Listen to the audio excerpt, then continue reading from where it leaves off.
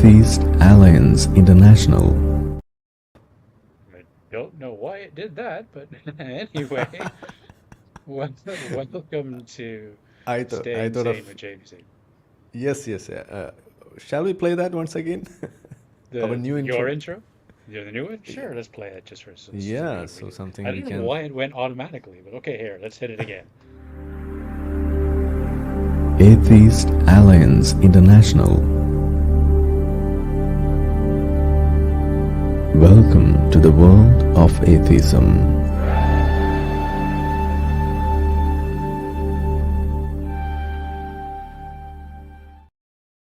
So Yeah. yeah, that sounds like you trying to be very, very How seductive. how could that sound like me? I don't know.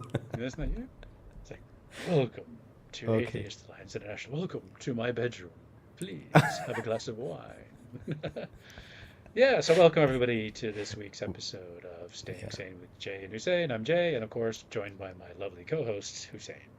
So Yes. let's Hi all. jump right into the news for this week. I have quite a few stories this week, and plus an interesting topic of debate for at the end.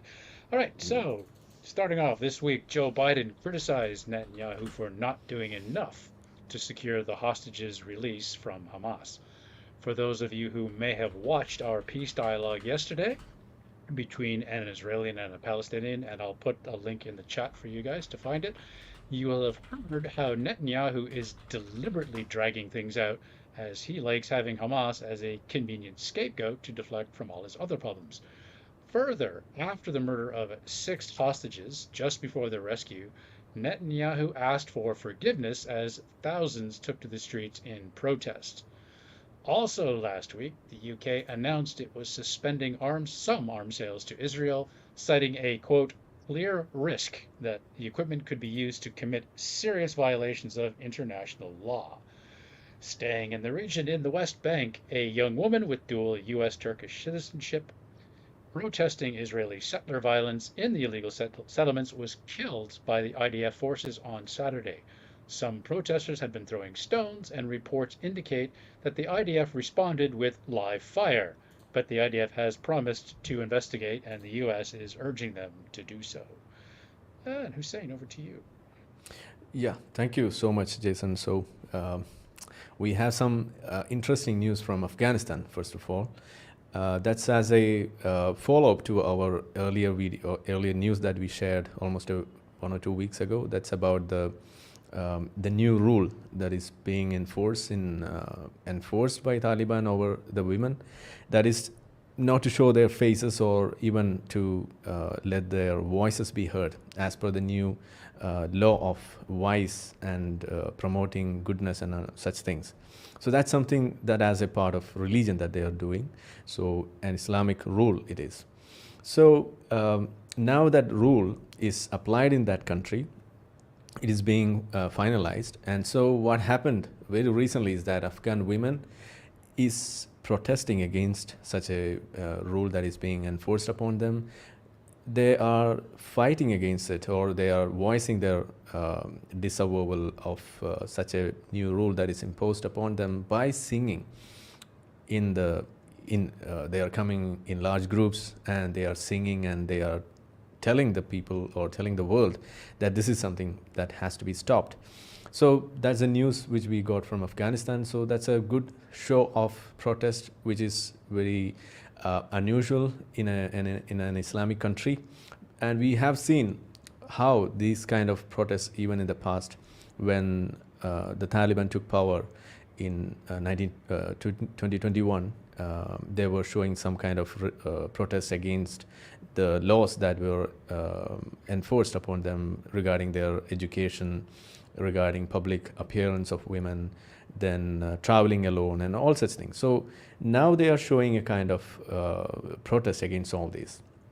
So when they were showing such protests or making such statements against such rules, they were handled so violently. Even some of them were even shot at point blank, and they were even killed in their cars, in their homes, and they were beaten very badly. And these were the things that they had to face.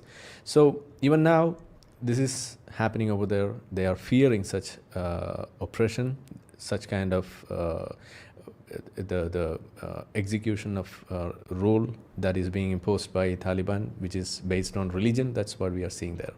So that's one news from Afghanistan, which is a kind of a sigh for the whole, all of the people all over the world, where you are told that you can protest even in the most strictest Islamic country. That's what we are seeing. So that's one news from here. Over to you, Jason. By the time I'll be ready with the next. Okay, so while Yeah. you were talking about Afghanistan, let me jump to my story from there. I had it a Yeah. little further down. Let me find it. Da, da, da, da, da. Oh, no, maybe I didn't. Maybe I just read it but didn't include it. Oh, no, there it is. Okay.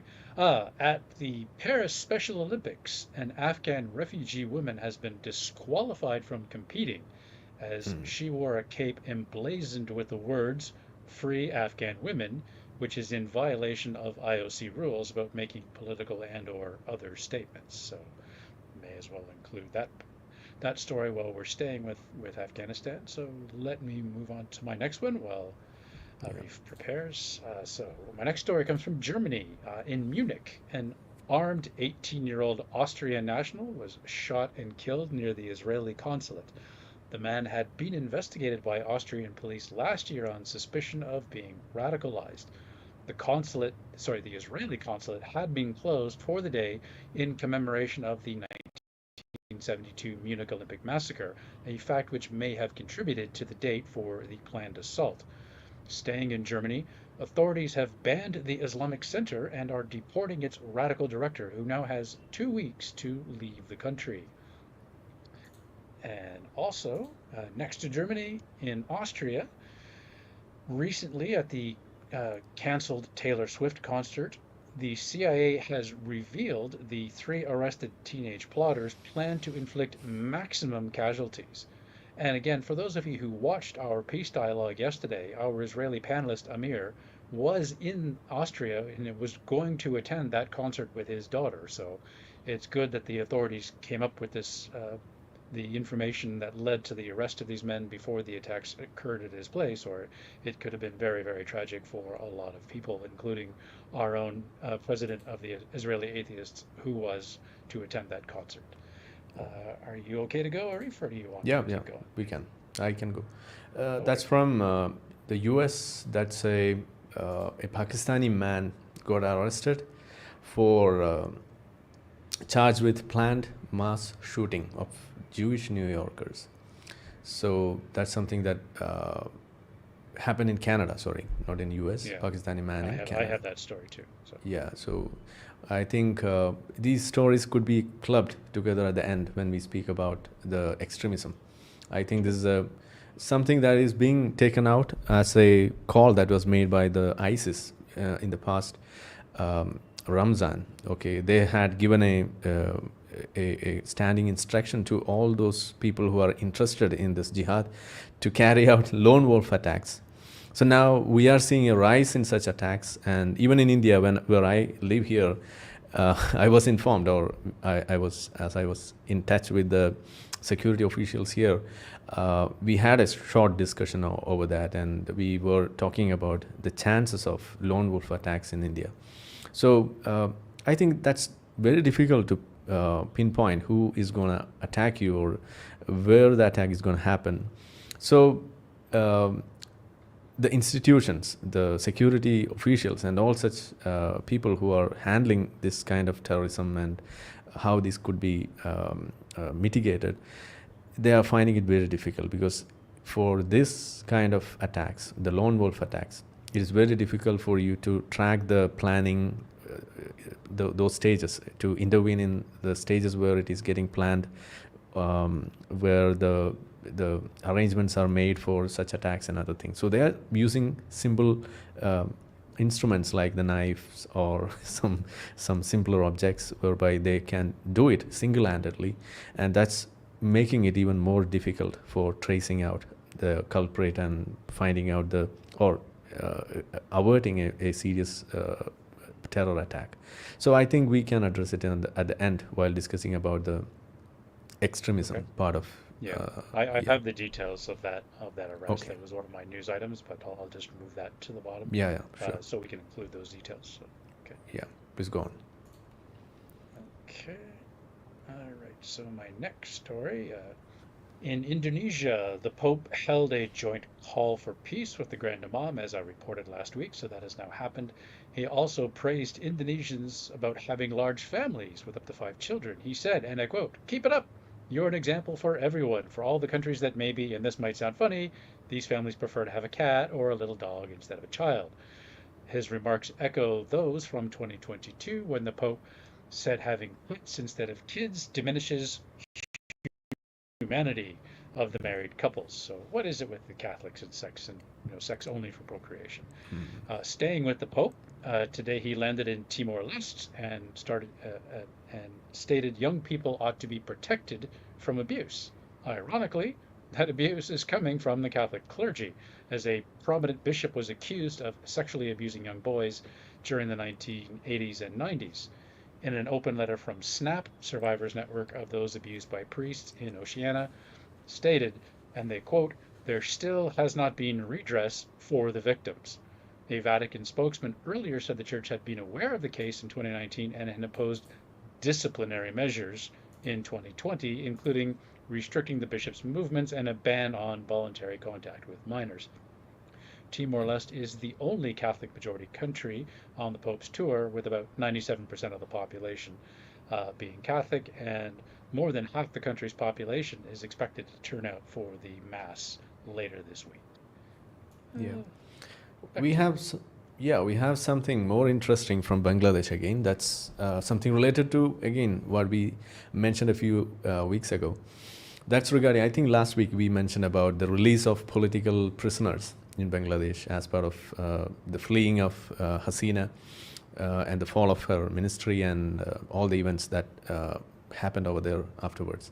So now another person, that is Abdullah Hil Aman Azmi. He is one of the noted persons who is an Islamist, speaking for Islam and Islamic regime and other things. So now he has come up with a weird argument, I would say, that is regarding changing the national anthem and national flag. That's what he says. So he wants that. So his statement is this. He alleged that how can an anthem created to unite the two Bengals become the national anthem of an independent Bangladesh? This anthem was imposed on us by India in 1971. He also added there are many songs that could serve as a national anthem. The government should form a new commission to select a new national anthem. And the reason behind all these things is that it is not aligning well with the Islamic principles. So he wants a new anthem which aligns with Islam. So that's what he wants. So when this is said, we are also seeing a group of people, or a large number of people in Bangladesh. They are coming in protest against this, and they want the national anthem and the national flag to be protected as it is now, and they organized mass processions for that. But at the same time, he and his viewpoint of changing the national anthem is gaining popularity on the social media among the youth and other Islamic factions. So I think now we would see in the future a kind of another wave of attacks and another wave of riots that's going to happen in this Bangladesh, just because a group of people who wants Islamic regime in place, and another group of people who want a democracy, a secular democratic rule instead of or replacing the Hasinas. I think that will be the next fight, the big fight that's going to happen over there, and that will lead to more bloodshed and more oppression and more stories of violence against the minorities, especially the Hindus, and targeting the Indianness and all such things. So again and again, they are bringing about the past events like the 1971 war, where they were fighting with the Pakistan and Bangladesh and all these things. So now this is something that is happening from Bangladesh. And as we noted even in the last news, that is this person, the Azmi, who is making all these weird arguments and weird reasons for bringing about an Islamic regime, he is being released as a political prisoner after falling of Hasina's ministry by the Nobel laureate, peace laureate. So he is doing all these things, and we are not getting what he's doing with this peace process in Bangladesh. And I don't know how this is going to establish a peace, a lasting peace in Bangladesh. So let's wait and see this. Yeah, What do you think about that? I read a story over the past week about I believe it was an Islamist party in Mm-hmm. Bangladesh that analysts are predicting are going to be the one who are going to be the party that wins. Are you are you following along with the polling splits, like whether it's going to be the ones who want democracy or the Islamists are more likely to win? Any feeling on that side? On Or it's yesterday's, too early to tell, like who would win in a Bangladesh election? The ones who want democracy or the Islamists? Because the chances, from what I read, yeah, it sounds like the Islamists are leading. yeah, mostly the Islamists were kept under control by not by a democratic or not by a secular Hasina. She was just what do you say, a low voltage Islamist. That's it. Now, what we see there is the high voltage Islamists versus low voltage Islamists. That's the quarrel that is going on there. Even Hasina was a low voltage kind of person. Even she was having these appeasement policies again or along with this Islamists. So while she was in power, we have seen many people getting killed, and they were not handled properly. Even many of the atheists who left that country through AAI, we have seen them how they got out of that country, and they were not given a proper refugee or a protection even in their country. That was not given. And we have also seen how the ministry and their own institutions, they were harassing these atheists and these atheist bloggers and video creators and all. So Azad Noor is one of such examples.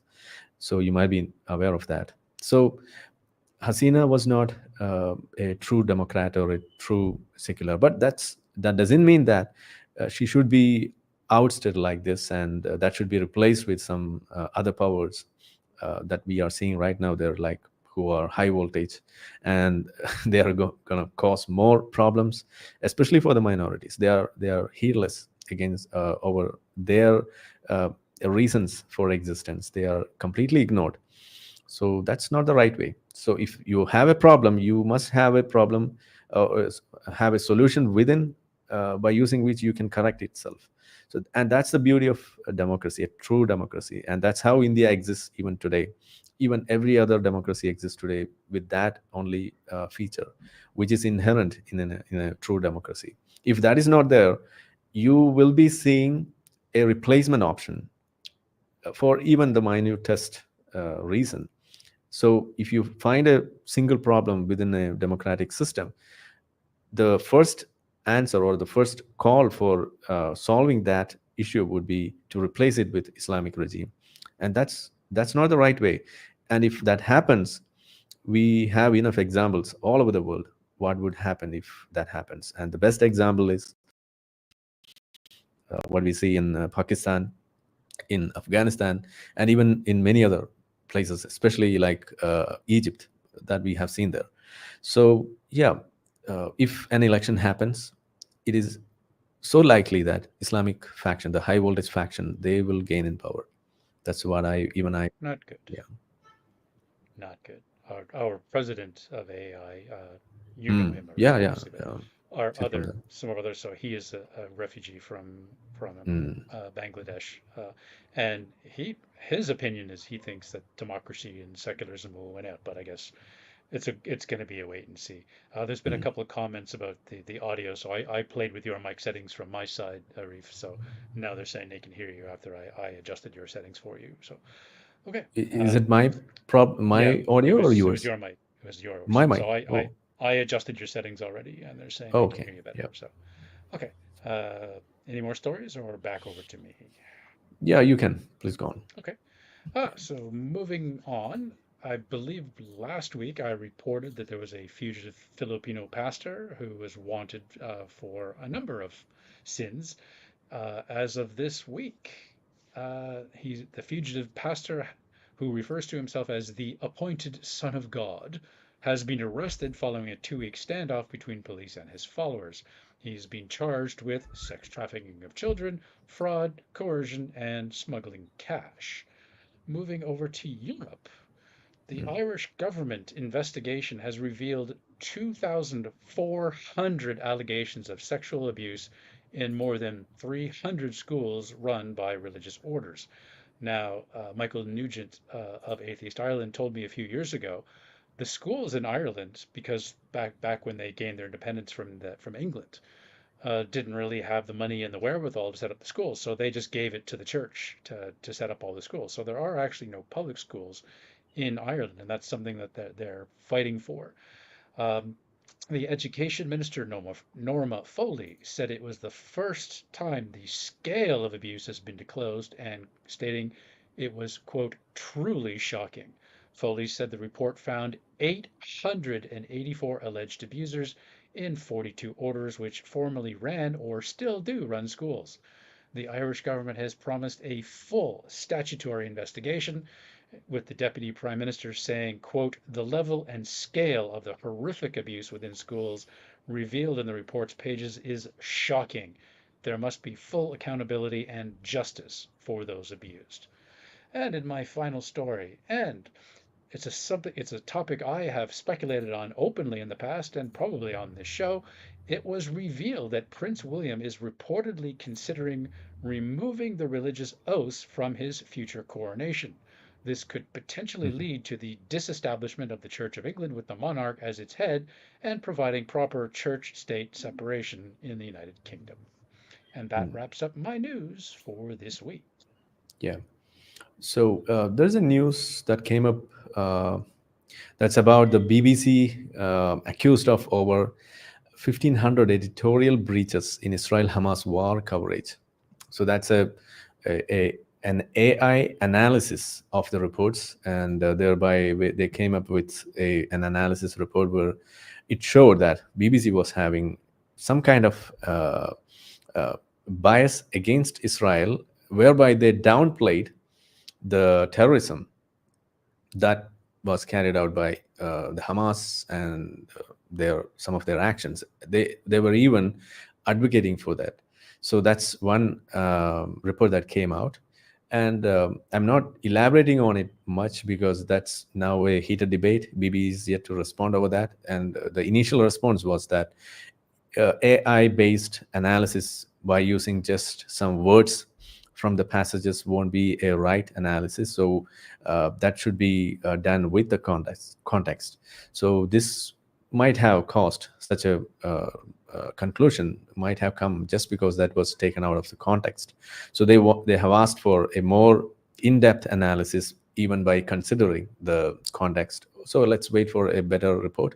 Maybe that will be out in the next week or so. So we can talk much on that. So as far as now, we can see that there is a bias that's being reported. So let's move on to our final story, which we have kept. Well, I want to just touch in just briefly. You mentioned about the bias in the media. So about 4 years ago, again, just to go back to our peace dialogue yesterday, it was mentioned that Raja Khalidi, our Palestinian economic advisor, who was our panelist, had mentioned, and it might have actually been backstage. We chatted, all the three of us were chatting backstage for about 30 minutes before the debate. It might have been there. It might have been in the debate itself.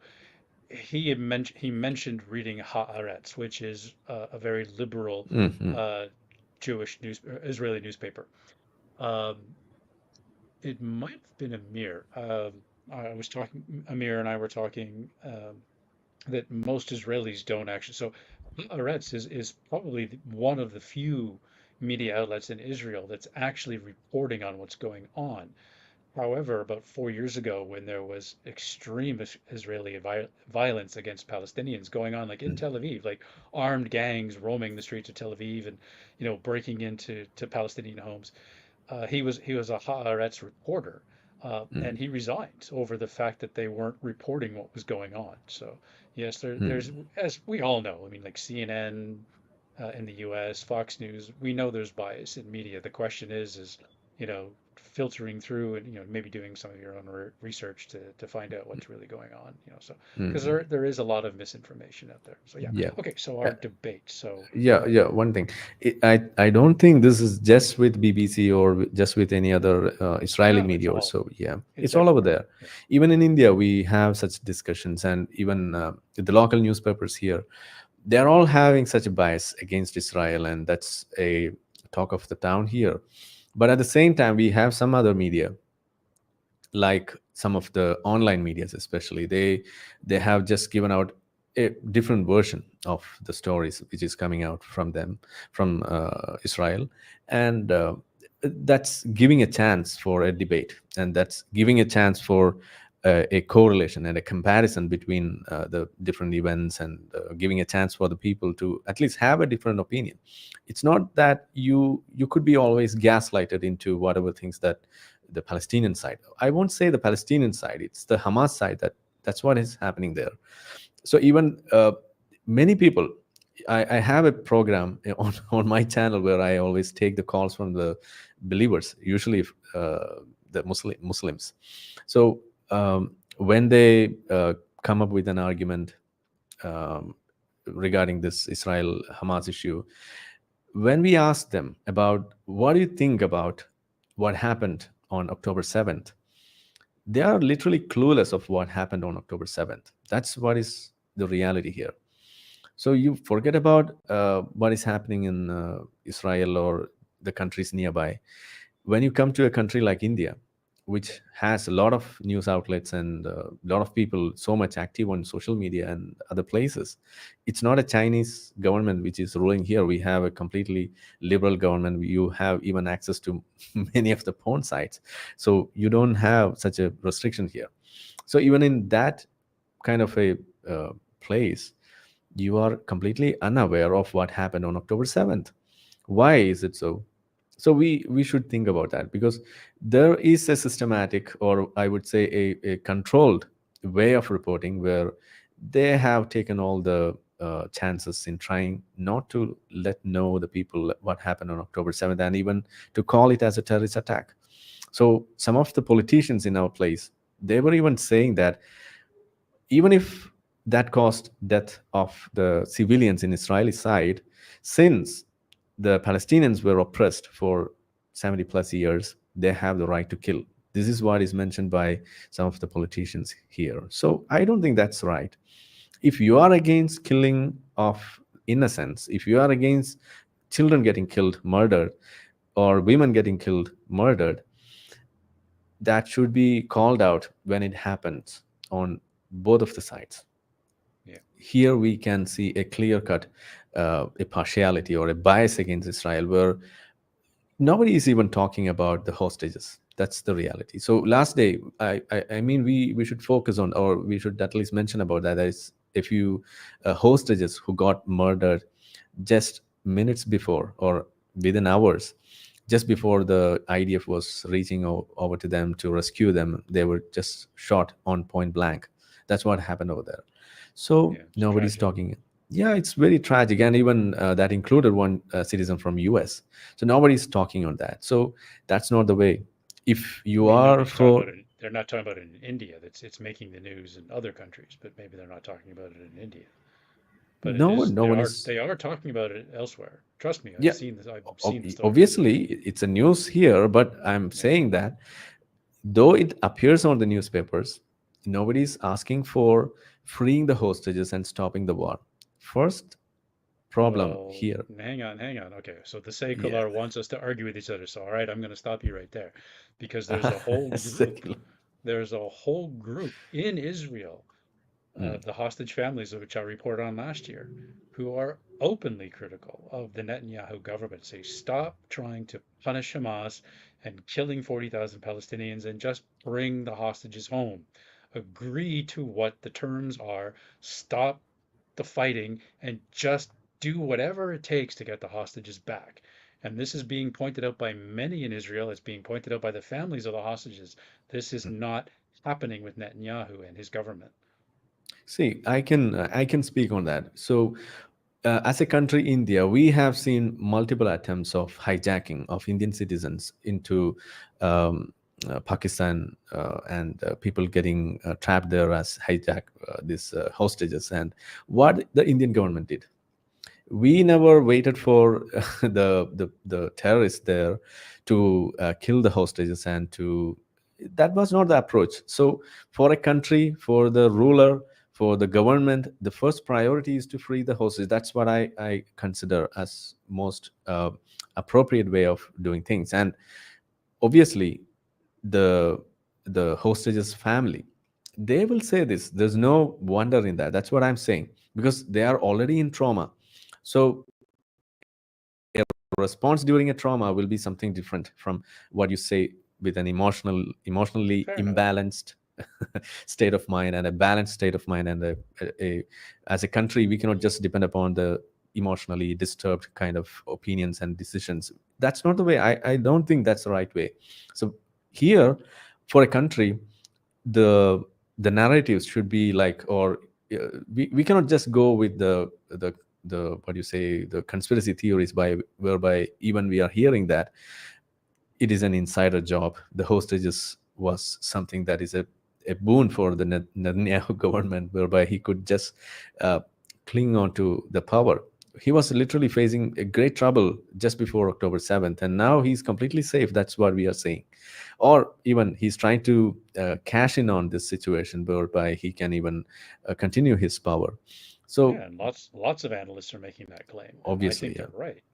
Yeah. So apart from that, our priority should be to bring the hostages back and to speak on that, because nobody's speaking. I'm not saying that, okay, even at least Hamas should be asked to speak on that. They are not even asked to speak in such a manner.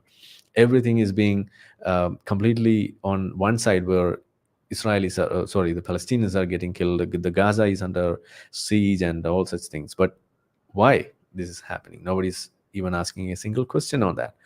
Even when you speak about the complete history, no one is speaking about what happened, for who stopped the two-state solutions, and who were not accepting that, and who went on to the war, and Yeah, why this all this problem. there is a very, very complex history Yeah. to this So when this is situation. complex, and when we let one side of that problem to just take out 70, 80 years history, and to make statements on that, and completely ignoring all those history for the other side, that's not the right way. That's what you're saying. If they have uh, the option of taking 70, 80 years of history, we should at least give, if 78 years of history, for at least for the Israelis. We are not giving that. That's what I'm saying.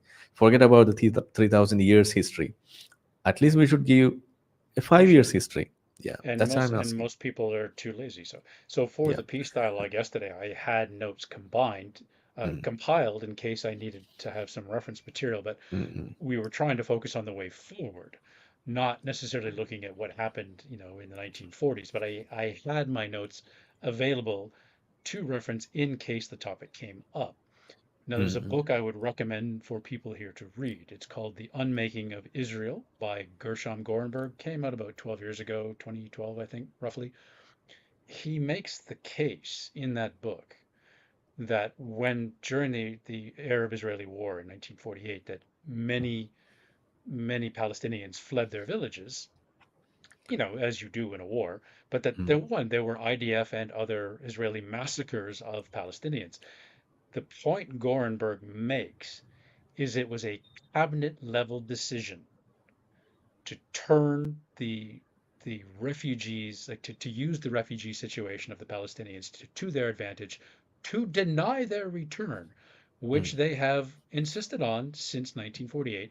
And also in my notes, I had from the Ministry of Foreign Affairs, their propaganda website, claiming we had nothing to do with the refugee problem, even though Gorenberg points out it was a cabinet level decision to prevent the Palestinians from returning. So there is blame to go around for both sides on this. There is a very deep, very complex history here that people need to understand, and most people don't have that information at hand. So, Yeah. When we speak about this kind of angle, we must also speak about what happened with the Jordanians, the Palestinians who went as refugees into Jordan, the refugees who went into Egypt, went into Lebanon. So it's the biggest or the best example would be what happened in Jordan. How the people they literally tried to coup the government over there, the king, and they were even killed by those people, and even the army in Pakistan was helping them to kill them. So helping the Jordanians to kill the Palestinians. yes, yeah. So see, we have a geopolitical issue. On one side, it is truly geopolitical, I would say, which has a humanitarian angle. Okay, but at the same time, why is it not getting resolved? When you look at that, there's a single thing which comes at the end, which is what do you say, unsurmountable. That's what I I would call, and that is the element of religion which comes in play, where they have even written in their charter. But if you look at the Hamas charter, you can see there Israel will be obliterated, just like Islam obliterated many people before that. Israel will also be obliterated. So when you read that, you are not seeing Hamas will obliterate Israel. No, that's not what they have written. Islam will obliterate Israel. That's what is written there. So it's a problem of religion which is coming into play. So when we are not addressing that, apart from the humanitarian issue, the geopolitical angle, and all other things, this is a major reason. So even what I left or felt yesterday was that something was left out in yesterday's debate, and that's mostly something related to or this angle, that is the religion and how it is in the Well, playing over no, there. we started off talking about that. Like how we need to take that off. You have the religious right in Okay, Israel. maybe You yeah. have Hamas that is weaponizing Islam, but they're not really, according to Raja, our Palestinian, they're not really Islamists. They're just using Yeah, it yeah, as a convenient tool. And we started that's off saying because all three of us were non-believers. Like I don't want to out Raja, but he did tell me he was an agnostic. mhm. Um, However, I mean, all three of us on the panel were non-believers, and we all saw that religion needs to come off the table, which is But exactly what this I've been saying all this weeks. yeah, but this is a kind of an international failure. That's what I'm Yeah, yeah, saying. it is. International failure of addressing the role of religion in this issue. Yeah. So when you speak about India and Pakistan, we too had such a problem with the religion. That is something related to Hinduism and Islam, but the problem was not with Hinduism; it was with Islam. So uh, the religion here, or the majority religion of Indians, or Hinduism as you call, even they didn't choose to remain Hindu. They just chose to remain democratic and secular. But at the same time, when Pakistan was formed, they went to form an Islamic country. That's the difference. And Even yet, now, and even yet the fact that shocked me, which you and I have talked about before, when I learned this fact, there's more Muslims in India than there are in yeah, Pakistan, which just that's blew my it. mind. In the coming years, you will see the most number of Muslims living in this whole world will be in India. That's what I'm saying. Now it is, I think it's in Indonesia and Pakistan also. But in the coming years, the most number of Muslims will be living in India. This is the recent report that came that the minorities in India, that's the Muslims, they grew by 43%. That's the Wow. rate of growth since I Because of think 90. childbirth. Not just childbirth, they are having a normal situation here. They have they don't face a kind of oppression or a discrimination or anything which you might hear in the international news. I am from this country, I lived as a Muslim, and now I am an atheist, but I know what is going on here. Even my family members, they are Muslims even now. So it's not about the Hindu, Muslim, and other things. It is over by 1947, the partition. And after that, what we are seeing here is a kind of a rise in Islamic extremism. And to counter that, the governments are making strict policies, strict rules and regulations, whereby they are completely taking out all the tooth and nail of this possibility, whereby they are just banning out terrorist outfits, just like the Popular Front of India. That was one of the most notorious terrorist outfit in the name of their name itself was something like Popular Front of India. No Islam is there, but they were an Islamic outfit. And they were chopping the hands of one of the professors in our place. He was a Christian. And Yeah. why he got chopped is that he inadvertently, or I would say unintentionally, he made a statement which was some way or the other related to the Prophet Muhammad. And they accused him of blasphemy, and they came in and they chopped his hands and legs in opposite directions as per the Quranic words. That is 533. That's what they did. We have a BJP MP in India who is walking out with bodyguards fearing Islamics, not the any ISIS or Al Qaeda, the Muslims in India, because they made open cry to kill her in public. So, who is facing the problem here? It's not Muslims. You might see Muslims getting attacked, Muslims getting chased down for some reasons, but that's not organized crime by the Hindus as a whole. That's not the way. But when you see a problem with Islamist faction or the Muslims, you can see a kind of consolidation of the Muslims. So it will be difficult for you to identify, okay, who are the normal Muslims, who are the terrorist Muslims, who are the violent Muslims, who are the problematic Muslims. It is very difficult. The most innocent, most beautiful Muslim that you might have thought or you might have seen is now acting like a terrorist. That's what we are seeing here. So it's very difficult to distinguish between who are the terrorists and who are the innocent. So this situation is gaining momentum in India, just like in every other part of the world. And that's, I think, what we have to fight here.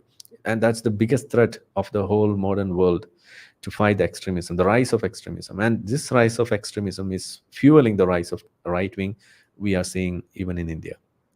Yeah. Right. Which is a perfect segue into our debate topic. Yeah, So, absolutely. uh, this week, so in a stunning admission, the MBS in Saudi Arabia, Mohammed bin Salman, announced it would move away from extremist or Wahhabist Islam, a fundamentalist interpretation which emerged in Saudi, as did Islam itself, a few centuries ago. They promised a moderate and coexisting Islam and plan to extinguish extremism. So whether that is realistic or not, I don't know. I mean, yes, MBS is a powerful autocrat. He can crack down from above, but it remains My to be azan. seen how it's going to play out. How it's going to play out. Yeah, my azan is causing a trouble for you. Yeah, the call to prayer. Yeah, the Uh, the the prayer for here. yeah. So as you mentioned about the man arrested in Canada, so it was a radical Pakistani national. He was arrested for attempting to illegally enter the U.S. from Canada following a joint American-Canadian investigation. He was plotting to travel to New York City because it's full of Jews, to kill Jews. And he had Why kill un Jews? Do you have any idea? because he's an Islamist. So No, so no. the When you say this, we think, I know, I presume that you might be aware of the scriptural backing of killing a Jew. Are you aware of that? in the How a Quran, Muslim is told to kill a Jew? in the Quran. Yeah, in the Quran, in the Sunnah, in the Hadith. Okay, go ahead, tell Yeah. us. So this is something, even, we have a funny character in our place. Okay, I can take that as an example. So he was trying to make a point on some goodness of making or having the fruits as whole fruit instead of making it into juice. So this word juice rhymes with the word juice. Now you get an idea. So he was making the point of not to drink fruit juice because the fruit juice was invented by the Jews, and we call him the Jews Ustad. That's how we call him now.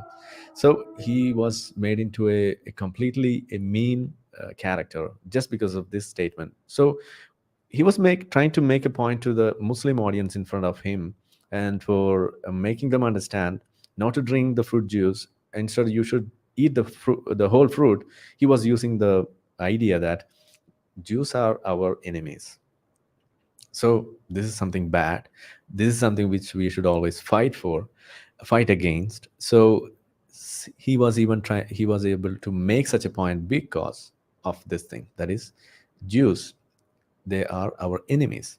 So in Islam, even in the initial prayer, or the first chapter in the Quran, it mentions about Christians and Jews. They are the people In the who book. have gone astray. Okay, so we are making a prayer not to make us someone like a Jew or a Christian, because they have got the wrath of the God, or they have gone astray. So you should be a true Muslim. This is the first surah, the chapter in Islam, in the Quran.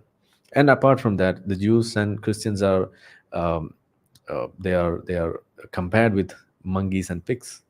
And even in the hadith, if you go to that, you can see some of the hadiths which came as per the chronology, that close to uh, the end of his life, that is Prophet Muhammad's life. He mentions that no Jew or a Christian will be permitted to live in Islamic or in the Arabian Peninsula. Only a Muslim will be permitted to live here. This is what he mentioned just before his death. So for a Muslim, it is his bounden duty to kill even the last Jew, because the final rule, which is even mentioned in the charter of Hamas, is that the world will never end until the last Jew is vanished from Okay. this earth. This is what However, is right. mentioned. So, Yeah. but most modern Muslims obviously ignore that. Two, as I have pointed out on past discussions, for approximately 1,200 years, the Arabs, following the Arab conquest, controlled Jerusalem, the Middle East, North Africa, Persia, all of that. They had 1,200 years with which to exterminate the Jews had they chosen to do so. They didn't. And There's a point. when the Catholics expelled the expulsion of the Jews and Muslims in the late 1400s from Spain, where they had the choice to convert to Christianity Mm, or leave. Some went to Europe, some went to the Ottoman Empire. Like I mentioned before, Maimonides, the famous Cordovan Jewish philosopher, was the mm, court physician to Saladin. So there's plenty of examples over the last 1,000 years of Jews and Muslims getting along. mm. Lots of Jews and Muslims are friends.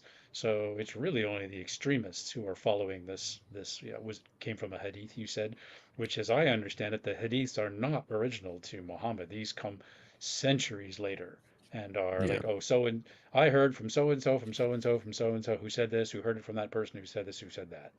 So, Yeah, there's a problem. Even I think you have given the answer yourself, because um, when you say that most of the Muslims are rejecting this, they are not rejecting this, they are unaware of this. That's a reality.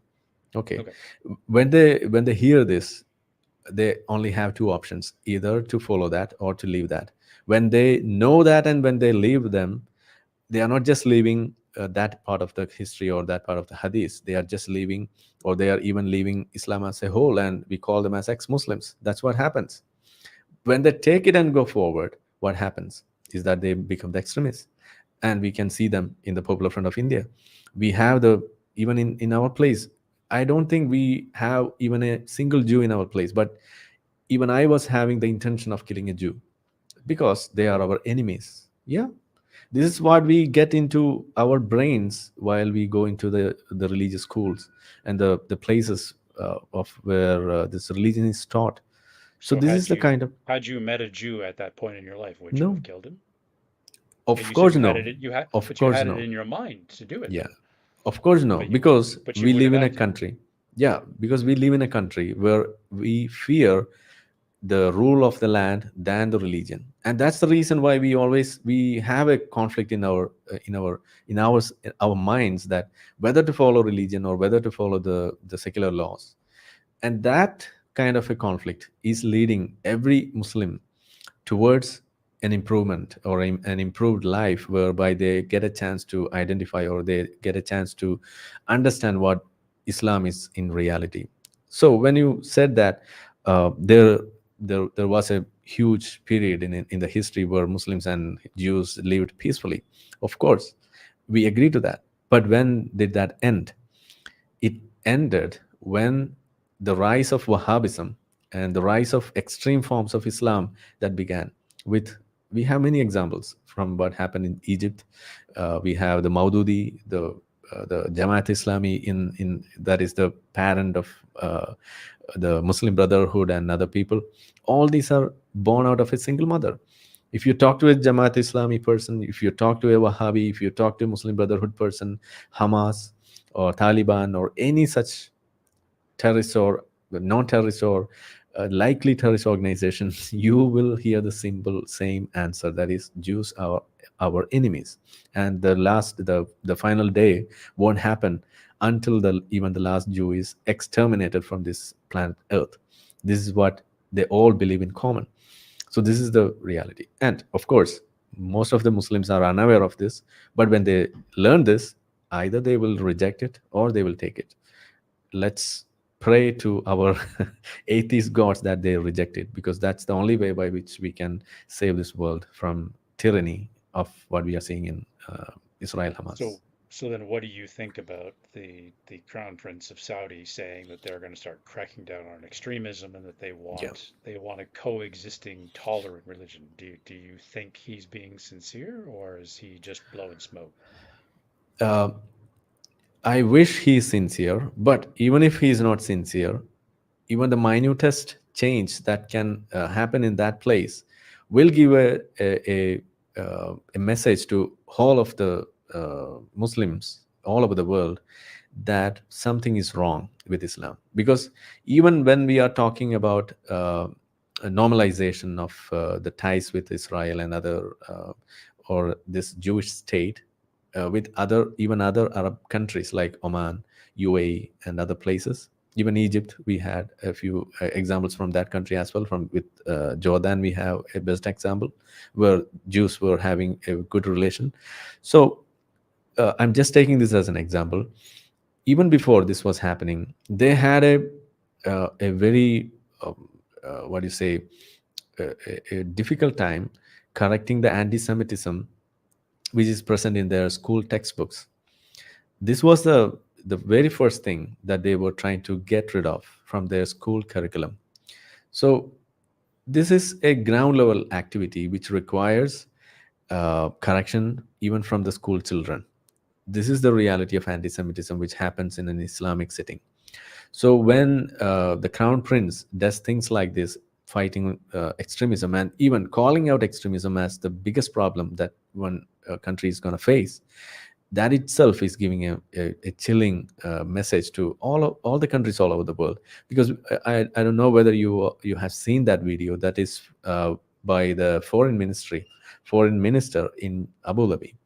He was telling that you will see more extremists coming out of Europe because of the failure in understanding what Islam is and thinking that you know Islam and the Middle East better than we do.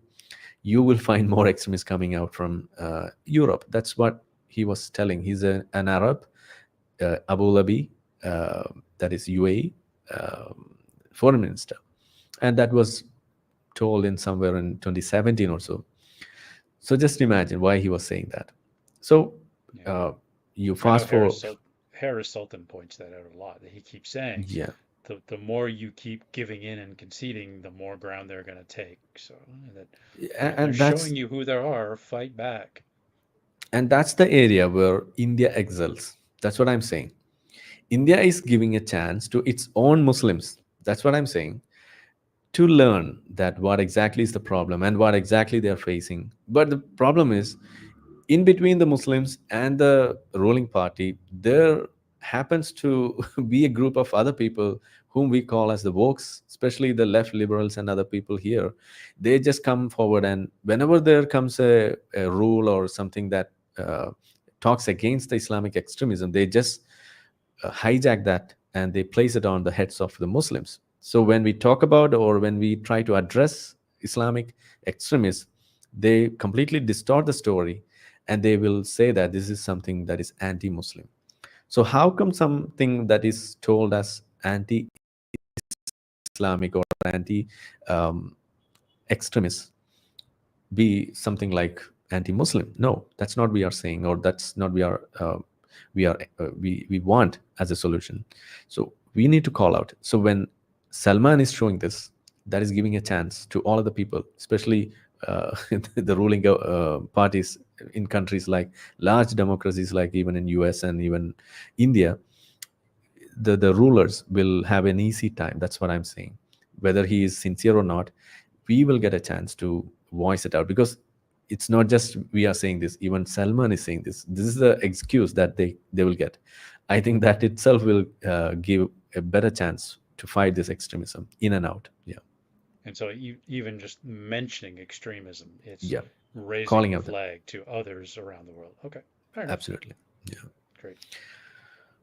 Okay. What do you think that in that? Given what I know or what I've read Mm. of Mohammed bin Salman, he's rather a duplicitous guy. Mm. Like he's reputedly was behind the assassination of was it Jamal Khashoggi. Khashoggi Yeah. in the embassy in Turkey. Um, he's done a lot of bad shit. He's done good. He's done some good stuff too. Like he's given women the right to drive.